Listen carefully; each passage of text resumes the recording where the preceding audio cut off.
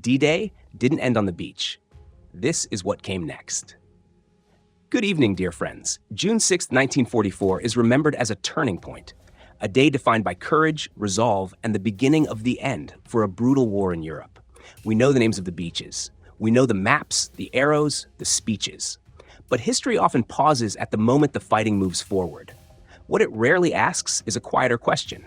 What happens after the moment passes? When the tide receded and the noise moved inland, thousands of lives had ended along a narrow stretch of coastline. Their stories did not conclude with the battle's outcome. Instead, they entered a long, difficult aftermath, one shaped by duty, logistics, uncertainty, and memory. Tonight's story is not about strategy or victory.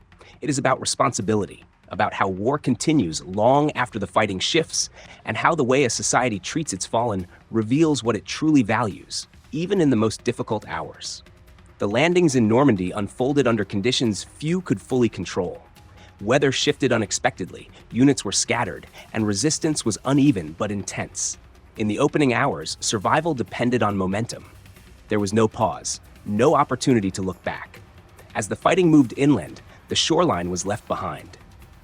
Marked not only by damaged equipment and abandoned positions, but by thousands of lives that had ended in a matter of hours. Once the beaches were secured, a different responsibility emerged. The presence of so many fallen could not be ignored.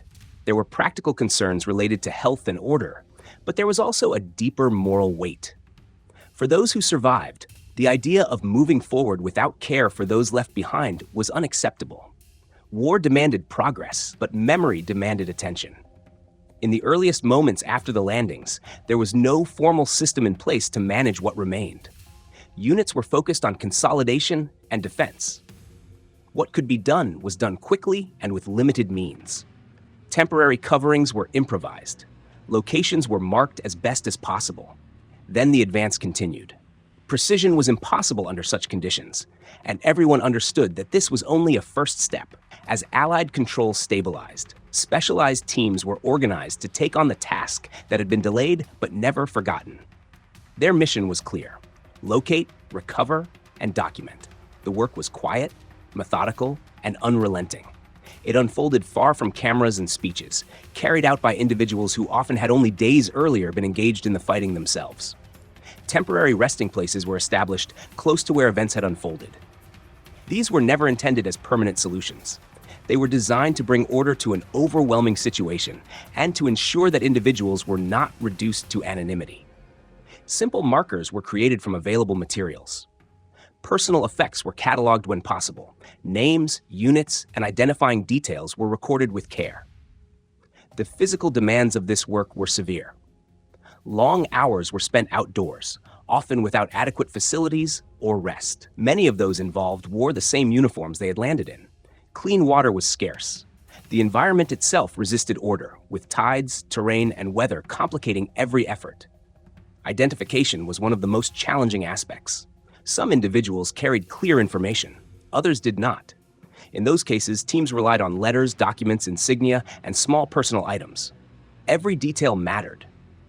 The goal was not simply record-keeping, but connection, ensuring that families would one day receive answers rather than silence. Captured enemy personnel were also directed to assist in this work. Initially fearful, they soon understood the task they had been given. Their participation highlighted one of war's stark contradictions: former adversaries sharing responsibility for restoring dignity amid destruction. In these moments, ideology faded, replaced by necessity. As operations pushed deeper into France, the scale of what had been left behind became clearer. Thousands required attention, documentation, and eventual relocation. Yet nothing could be rushed. Resources were limited, the conflict was ongoing, and priorities competed constantly. Many families would wait months, even years, before receiving definitive information. When the war ended, another phase began. Governments faced decisions that were both logistical and deeply personal. Some families requested that their loved ones be returned home. Others chose permanent resting places overseas, near where service had concluded. Each choice carried emotional weight, shaped by distance, memory, and circumstance. The process of relocation was slow and deliberate. Records were reviewed and cross-checked. Locations were verified. Transport was arranged across oceans and continents. For many families, time had already altered the shape of grief. Closure, when it arrived, was often subdued rather than dramatic. Some individuals were never recovered. Their absence became a permanent reality. In response, memorials were created, not as replacements, but as acknowledgments. Names were inscribed to ensure that absence itself was recognized. These spaces were designed to preserve memory without pretending to resolve every unanswered question. Today, the Normandy coastline appears calm. Carefully maintained grounds stretch across land once defined by urgency and confusion. Visitors walk among orderly rows, guided by markers that emphasize care and restraint rather than spectacle. These sites do not celebrate loss. They reflect responsibility. What stands out is not only the number of lives remembered, but the effort invested after the battle had passed. Attention to detail mattered. Names mattered. The belief that even after unimaginable strain, dignity still had a place guided every decision. The aftermath of D-Day reminds us that conflict does not end when objectives are achieved. It continues in administration, in memory, and in the choices made long after movement stops.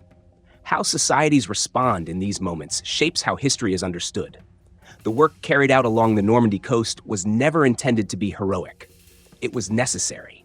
It required patience rather than courage, persistence rather than speed. And yet, it reveals something essential about values held under pressure. War tests not only strategy, but responsibility. What happened after D-Day shows that even in the most overwhelming circumstances, there were those who believed that order, care, and remembrance mattered. That belief shaped how the story would be told, not only through maps and dates, but through names preserved against the tide of forgetting. In the end, the quiet labor that followed the landings may be less visible than the assault itself, but it remains just as significant. Because how a society treats its fallen, once the noise fades, reveals what it truly stands for when no one is watching. D-Day is often defined by movement, ships approaching shore, soldiers advancing under fire, history changing direction. But just as important is what happened when the movement stopped. The care taken afterward tells a different story, one about obligation rather than glory, about the quiet work that ensures individuals are not lost to anonymity, about the belief that even in the aftermath of unimaginable strain, dignity must remain. These decisions were not inevitable.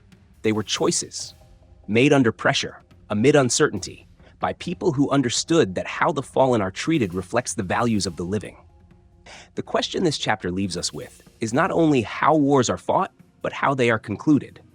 Because long after strategies fade and headlines change, memory remains, shaped by what is preserved, what is named, and what is never allowed to disappear into silence.